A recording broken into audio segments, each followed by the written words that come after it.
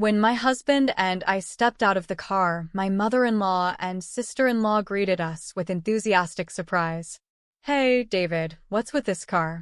"It's amazing," they exclaimed. "I'm glad you've finally decided to join our side of society, but it's quite a leap to buy such a luxury car out of the blue." David chuckled and replied, "This isn't my car, it's Charlotte's father's." My mother-in-law and sister-in-law gasped in unison as my parents emerged from the car. They were taken aback by my parents' attire, expensive-looking suits that seemed familiar. Why are Charlotte's parents dressed in such high-end brands? They wondered aloud. "I'm Charlotte, a 28-year-old office worker, and I married my husband David last year. David has always been kind and attentive, and I was thrilled to marry him as we share household chores equally since we both work. Having lived alone for a long time, David is excellent at managing the house. In fact, he's even a better cook than I am, depending on the dish. We support each other and enjoy a very happy life together. However, our blissful married life hasn't been without challenges. My in-laws often interfere with our happiness, assuming I'm poor and using that assumption to bully me. I suspect their assumption stemmed from our pre-marriage dinner party, where we introduced our families. My in-laws, consisting of my father-in-law, mother-in-law, sister-in-law, and husband, are a family of 4. My father-in-law, a former banker, was quite wealthy, and everything he wore was branded, which they seemed to believe was a marker of status. In contrast, David is the only one in the family uninterested in such things. He often buys secondhand clothes online and wears them until they seem more valuable than their original price. So, when I met my in-laws, their tastes and personalities were completely different from what I had expected, given David's more modest approach. I even began to wonder if David might have been adopted. It seemed his long period of living alone was due to his differing values from the rest of his family. He started living independently as soon as he entered college, partly because his family equated wealth with worth. When my in-laws and sister-in-law first met me and my parents, they left a very poor impression. My father runs a small factory, and once they learned this, they ridiculed him. They seemed to believe that because my father's factory wasn't a well-known brand, it must be insignificant and surely poor. They dismissed him outright, implying that a major bank would never offer him a loan. Despite this being our first meeting, their dismissive attitude made me question their character. I would have been furious if David hadn't apologized to me in advance. He had already briefed my parents on the situation, so they remained calm even as my in-laws made derogatory remarks about us. It's true that we run a small business, but we manage to keep it going and pay our employees' salaries. My father's company may not be large, but we take pride in our work. When they inquired about my brother and learned he wasn't available because he was working, they asked if he was on a business trip or working for a reputable company. My father mentioned that my brother works for our family business, which elicited a round of laughter from my in-laws. "So, it's a family business?" they mocked. "A family that can't even take a day off must not be running things very well." They continued to make disparaging comments about my family, despite David's repeated attempts to shut them down. Eventually, David had to end the gathering to stop the abuse. This experience left me with a very negative view of my in-laws. They mocked my family and showed little respect. Despite this, my love for David was stronger than any objections, and I chose to marry him despite the challenges and prejudices from his family. As long as I stayed out of my in-laws' way, David and I could live peacefully and happily. In fact, David shared my frustration with his family's attitude and avoided them as much as possible. We only visited them when absolutely necessary.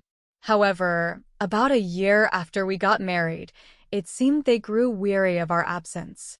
They began pushing us to interact with them more. My mother-in-law and sister-in-law started coming over frequently, often voicing their grievances and criticisms. David never comes home, they complained. She must be trying to keep him from visiting us. I bet she's envious of our lives. Well, it's no surprise. We live differently from people who are less fortunate. But she should at least give us a grandchild soon. If she doesn't produce, then she's nothing more than a gold digger. They would arrive shortly after I got home from work and leave before David returned. I usually got home early because of my job, but David often worked late and didn't get in until just before 9 p.m. During those 3 hours, my mother-in-law and sister-in-law would visit to berate me. They criticized our modest apartment, saying, "David works for a good company. You should be living in a nicer house." We felt our home was perfect for us, but they insisted on imposing their standards. They'd comment on the contents of our fridge, saying, "There's nothing fancy here. Where's the caviar?" and belittle me with remarks like, "Why did David marry someone so boring and financially strained?" They even threatened me, saying, "If you ever touch our money, you'll regret it. We'll make sure you're erased from society." Their visits were a series of insults and threats, leaving me feeling ridiculed and belittled before they eventually left. I planned to discuss the situation with David and hoped he would take action, but despite his efforts, my mother-in-law and sister-in-law continued their visits without showing any remorse.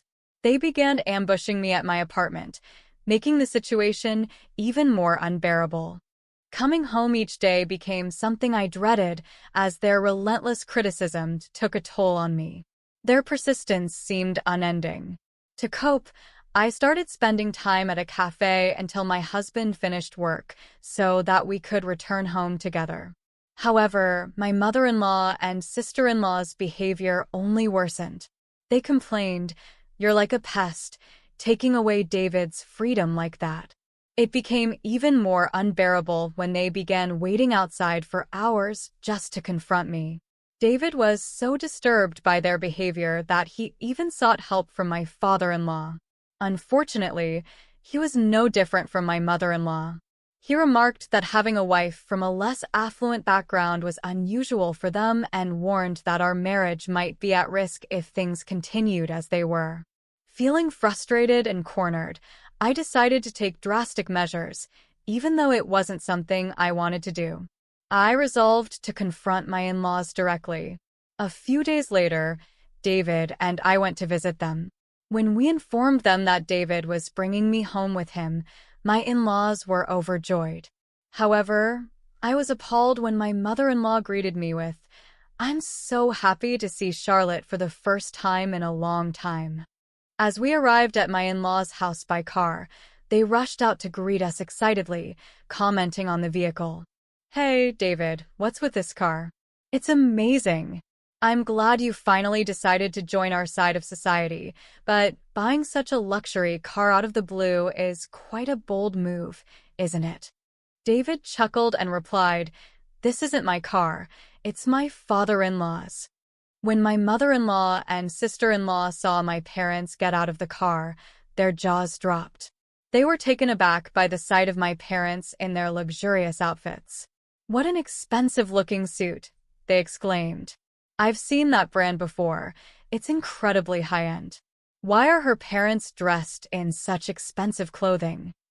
The shock intensified when my brother stepped out of the car, standing 6 feet tall and dressed in the same high-end suit as my father. He looked like a model. My in-laws' expressions changed as they took in his appearance. "Who is that handsome guy?" they wondered. "Nice to meet you. I'm Jackie, Charlotte's brother." My brother introduced himself. My in-laws were frozen, their amazement evident as they compared our family to the last time they saw me. Seeing their reaction, my husband was frustrated and urged, "What are you doing? Show my family around the house immediately."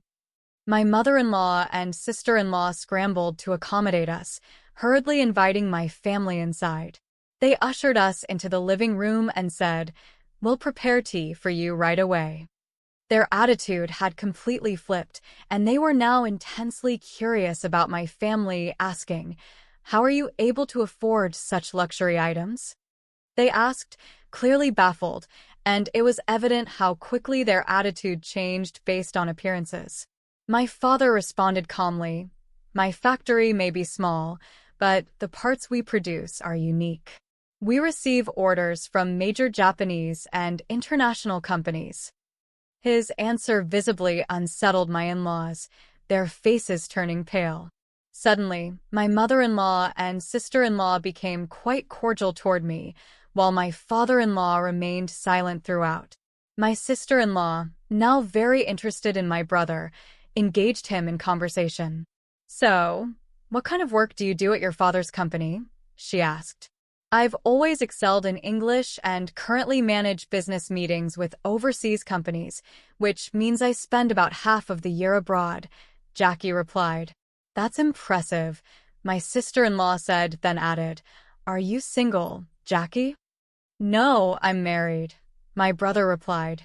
"That's too bad," she continued, undeterred. "I think I'd be a better match for you than your wife. What do you say we go out for dinner sometime?"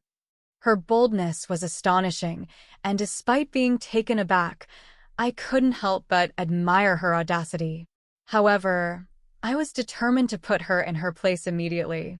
My brother looked at me and gave a slight nod before addressing my sister-in-law. "Are you kidding me? You think you're a better match for me than my wife? My wife is a former model, highly educated, and the daughter of the president of a well-known company. No matter how you look at it, you're not in her league," he added. "It's funny how some wealthy people misunderstand their own worth, isn't it? I won't say anything bad about you, but you should know your place and stick to what's appropriate." His words struck home, leaving my sister-in-law visibly shaken and speechless, as if she was on the verge of fainting from the shock. Finally, my father turned to address the situation with the rest of the family. "I don't care about the wealth of other families. While money is important, it's not the sole measure of a person's worth. We should focus on being human and not let our lives be consumed by material wealth." "I'm sorry for how we were today," my father said, bowing in apology. My in-laws were visibly stunned and quickly backed off. Since then, they've never tried to bully me again. In fact, they now regularly reach out to flatter me, which can be a bit overwhelming. Neither my parents nor my brother are the type to flaunt their wealth or wear luxury brands. They supported my plan this time, but it's not their usual style. My father prefers to wear a well-worn suit regardless of its cost and has no interest in high-end fashion. My brother is kind and never mocks others, which is why his father-in-law holds him in high regard. In fact, he's even asked my brother to consider taking over the family business, believing he would be a better heir than his eldest son. I'm sorry for putting my family in an unfamiliar and uncomfortable situation. By the time we got home, everyone was exhausted, but thankfully, I was able to return to a peaceful married life with my husband. Since then, I haven't visited my in-laws, though my husband still makes the trip to see them during Thanksgiving and Christmas. After that event, they seem to change. They no longer flaunt their wealth as they once did. It's possible they've lost their confidence, or perhaps they've genuinely repented. My husband even says he feels more at ease with them now. While I can't be certain they won't revert to their old ways, I'm grateful that the issue has been resolved for now. I'm focusing on caring for my husband and family and living with a sense of modesty. They once believed they were superior, but it turns out that other family members have achieved far greater success.